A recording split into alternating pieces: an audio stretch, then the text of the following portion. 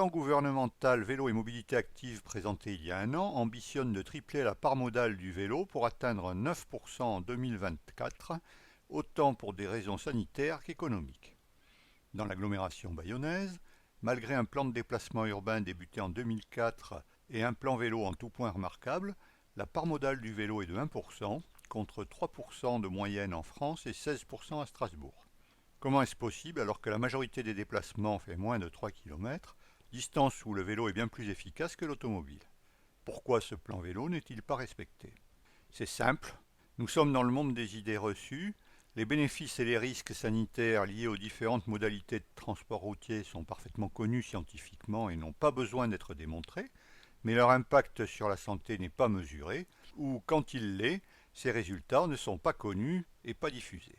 Les usagers comme les aménageurs se fient à leurs seules sensations, les démarches participatives n'amènent aucun progrès car la sécurité réelle n'est jamais mise en débat. Dans le domaine des aménagements, chacun est convaincu d'avoir les informations et les connaissances nécessaires pour réclamer ou promettre tel ou tel aménagement qui à l'usage pourra s'avérer inutile, parfois dangereux, parfois les deux comme nous le verrons plus loin. L'impact sanitaire et économique de cette situation est loin d'être anodin, surtout il pourrait être utilisé pour motiver les changements de comportement, et c'est loin d'être le cas car tout est caché.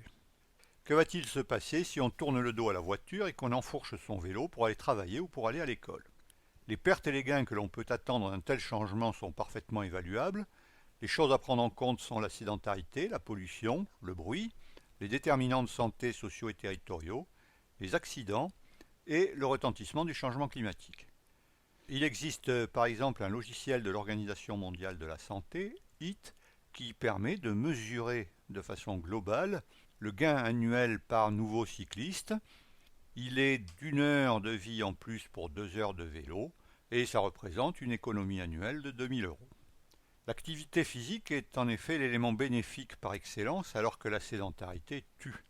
Dans la vraie vie en France, 2 ados sur 3 ne respectent pas l'heure d'activité physique quotidienne recommandée et 4 enfants sur 5 n'ont aucune activité physique.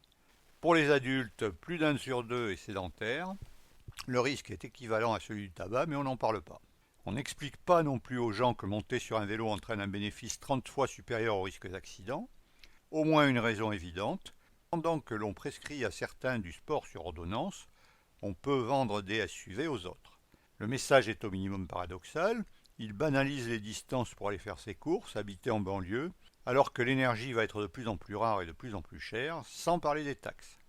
Du temps en moins pour se bouger, moins d'argent pour se soigner, les gens ne sont absolument pas égaux face à cela, c'est ça les déterminants de santé sociaux et territoriaux.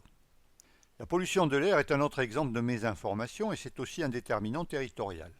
Les communes côtières de l'agglo qui sont cerclées sur la carte sont dites sensibles, principalement en raison de l'impact du transport routier.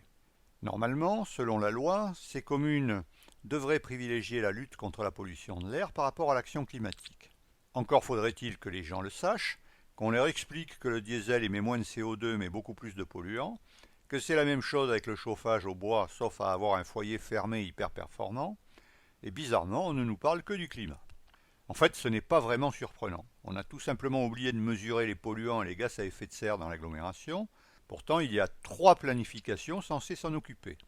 Un plan de déplacement urbain depuis 2004, un plan de protection de l'atmosphère depuis 2012, et cerise sur le gâteau, un plan climat-énergie-territoire depuis 2015. L'agglomération bayonnaise a été lauréate de l'appel à projet Ville respirable en 5 ans et s'est engagée pour cela sur un volet qualité de l'air dans ce plan climat. On ne mesure rien alors que depuis 2006, l'Institut de veille sanitaire a alerté les autorités sur le danger des particules fines. Les fameux 48 000 morts que vous connaissez, ici, ça donne quoi? C'est pareil. Ce n'est pas la zone industrielle du port qui est en cause, mais bien nos bagnoles et nos cheminées. Cette mesure a été confirmée en 2013 et elle dit les choses suivantes. Les normes européennes et françaises sont inadaptées au caractère cancérigène avéré de la pollution aux particules fines. Cette pollution de fond aux particules fines agit même à très faible concentration et elle est 7 fois plus mortelle que les pics de pollution. Il serait assez souhaitable de viser la recommandation de l'Organisation mondiale de la santé puisque ça permettrait chaque année de sauver une 50aine de personnes et d'économiser ainsi 75 millions d'euros. Peut-être a-t-on peur que nous n'achetions plus de voitures, mais on ne nous en parle pas et on nous casse les oreilles avec des pics de pollution qui sont assez rares ici. Pour ceux que ça intéresse, nous portons un projet de sensibilisation citoyenne à l'aide de micro-capteurs de pollution et nous essayons comme ça de faire changer les choses. Nous voulons faire savoir à la population qui vit le long des axes routiers qu'elle est exposée à cette pollution mortelle, ainsi qu'au bruit qui n'est pas non plus un cadeau. Nous sommes pour la densification urbaine et le développement des transports en commun, mais aussi pour la prise en compte de ces effets néfastes. Les distances d'inconstructibilité applicables à la nationale 10 ou au BAB en ville ont été rappelées par les services de l'État dans le plan de protection de l'atmosphère, sans aucune suite. Même chose pour l'étalement urbain. Les citoyens devraient le savoir. Indiscutablement, beaucoup de gens feraient bien du vélo, mais ils ont peur de l'accident. Il faut dire que les campagnes de sécurité routière sont basées sur la peur. A l'inverse, prétendre que ça n'existe pas n'arrange rien. C'est une véritable cacophonie, les gens réclament des pistes là où elles sont difficilement réalisables et pas forcément utiles, d'autres les leur promettent et d'autres encore les font, souvent étroites et dangereuses. Ce serait sans doute différent si les citoyens connaissaient le risque exact. Ils devraient savoir ainsi que les statistiques des forces de l'ordre sont très partielles, comme l'ont démontré plusieurs études dans d'autres départements. C'est pour cela d'ailleurs que la loi impose la présence d'un observatoire des accidents piétons et cyclistes, mais chez nous il s'est perdu en route. Où est la réalité? Les données épidémiologiques sont largement éprouvées et n'ont pas besoin d'être démontrées, il faut juste s'en servir.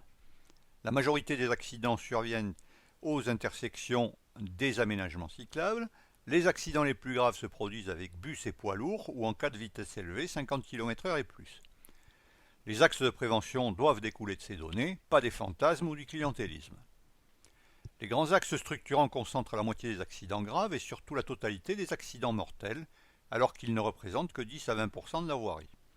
C'est là que doit porter l'effort de prévention si on revendique une culture de sécurité. Second point, il ne faut pas oublier les piétons. Ce sont eux qui subissent le plus fort détriment et il faut impérativement prendre en compte la peur de l'accident. Un senior de plus de 65 ans, après avoir simplement été frôlé par un vélo, risque de ne plus sortir de chez lui et de tomber en dépendance. C'est vrai pour au moins un quart de cette population. Les concepteurs de trottoirs partagés ne le savaient pas. Vous le savez. Et il faut aller plus loin en s'interrogeant sur la fonction sociale du trottoir et plus généralement de la rue. Nous ne pouvons qu'applaudir aux différents projets de villes apaisées, notamment à Bayonne. Au moins 80% de la voirie peut ainsi devenir cyclable, bien sûr sous réserve de la cohérence et de la continuité des itinéraires en cas de pente, de trafic important, de la présence de poids lourds, etc. Mais il y a un bémol. Sur ce plan, par exemple, les voies principales qui contournent la zone 30 ne bénéficient pas en majorité d'aménagements cyclables efficaces en termes de sécurité. Pire, le plan vélo a dénoncé cette dangerosité. Elle n'a pas été traitée et on peut même dire que la situation s'est dégradée avec l'arrivée du trambus. Nous ne pouvons pas être d'accord avec l'argumentaire d'abandon de ces grands axes, qu'il y ait ou pas des itinéraires bis.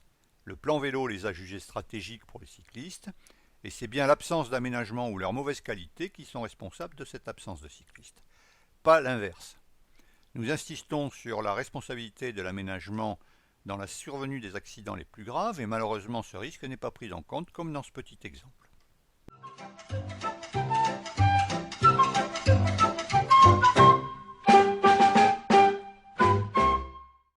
Cette séquence est extraite du film que nous avons tourné avenue de Biarritz à Anglet et que Sud-Ouest a publié. Vous avez pu y voir les seules pistes cyclables créées le long de la ligne 1 du trambus.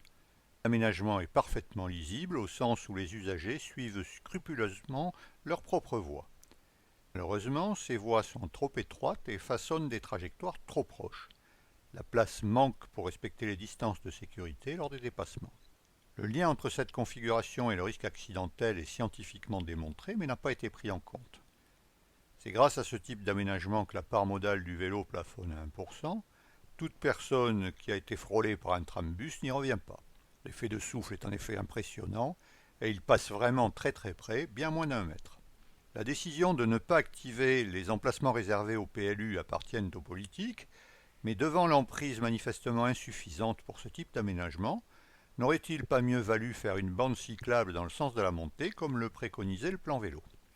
Maintenant, doit-on ou peut-on considérer que les enfants y sont en sécurité? Problème, De nombreux citoyens non cyclistes sont persuadés du bien fondé et de la sécurité de ces pistes. Ils en redemandent et surtout risquent de laisser leurs enfants les fréquenter jusqu'à l'accident. Le chiffre du jour est le zéro. Zéro information, zéro suivi réglementaire. Soit les outils de surveillance n'ont pas été créés, soit ils n'ont pas été activés ou simplement pas utilisés. Zéro élu, y compris l'opposition. Zéro association qui aurait pu dénoncer la situation qui vient d'être décrite. D'un côté, les promesses qui entretiennent les idées préconçues, de l'autre, des questions pour savoir si l'un avait bu, si l'autre avait un casque ou un gilet jaune, jamais si la piste était trop étroite. Mais ça va changer. La démarche des épidémiologistes s'est structurée et grâce à cette implication, on revient aux faits en matière de responsabilité causale. L'énormité du coût pour la collectivité y pousse, même si les poches qui se vident et celles qui se remplissent ne sont pas les mêmes. Un jour ou l'autre, un citoyen va invoquer l'infrastructure comme cause d'accident et la déclarera à l'assurance maladie. Ce jour-là, l'absence des diligences normales risque de peser lourd et la douce tranquillité des décideurs en prendra un sacré coup. Le juge trouvera dans cette page extraite de la charte du plan vélo les caractéristiques exigibles pour les différents aménagements cyclables. Il fera certainement la différence entre les 2 mètres prescrits pour la piste cyclable unidirectionnelle et les 90 cm que l'on trouve sur le terrain. L'absence de l'observatoire prévu lui apparaîtra comme la volonté de ne pas faire, surtout en poussant le raisonnement jusqu'au bout. La charte définit ainsi le niveau de compétence requis des utilisateurs en fonction de l'aménagement. Certains acceptent les enfants, nous les avons entourés de vert, d'autres sont au contraire réservés aux utilisateurs confirmés en rouge, les derniers étant qualifiés d'utilitaires et loisirs en jaune ou en orange. En suivant la feuille de bilan également présente dans la charte, l'évaluation de l'action préventive peut être quantifiée, comme d'ailleurs l'utilisation des deniers publics. Cette cyclabilité peut être cartographiée en utilisant nos 3 couleurs rouge, jaune et vert et en les complétant avec le noir pour ce qui est interdit, comme le boulevard du BAB, et le violet pour ce qui est déconseillé et jugé non cyclable. C'est ce que montre la carte de droite à propos des grands axes. À l'échelle d'une commune, on pourra également synthétiser cette évaluation en comparant le linéaire de voirie aménagée, voire par voie et par type d'aménagement, avec le linéaire total. On obtient ainsi 9 km aménagés pour 218 km, soit un score de cyclabilité de 4%. Avec un objectif final de 100% hors autoroute et voie rapide, ça parle tout seul. Cette mesure est pratiquement indépendante de l'opérateur et s'avère parfaitement reproductible. Elle constitue en fait la clé de voûte d'un véritable pouvoir citoyen. C'est un des piliers essentiels de notre démarche en faveur d'un observatoire des mobilités actives et de notre volonté d'y participer. Les citoyens du Seignan ont fixé le cadre avec la démarche projet que porte Jean Vidal et nous nous félicitons de l'accueil favorable du syndicat des mobilités. Nous espérons que la transparence que nous réclamons viendra le confirmer bien vite, ce qui permettra de renforcer le savoir des citoyens. Ces citoyens éclairés pourront s'approprier ce référentiel, le mettront à jour et l'utiliseront au service de cet observatoire. Ils pourront faire savoir leurs opinions et surtout présenter des requêtes en conformité avec le bon sens et la réglementation. Cette compétence leur permettra également de revendiquer une véritable coalition avec le savoir académique et les décideurs pour un véritable savoir-faire, l'observatoire étant là pour encadrer le tout et bien évidemment suivre les réalisations.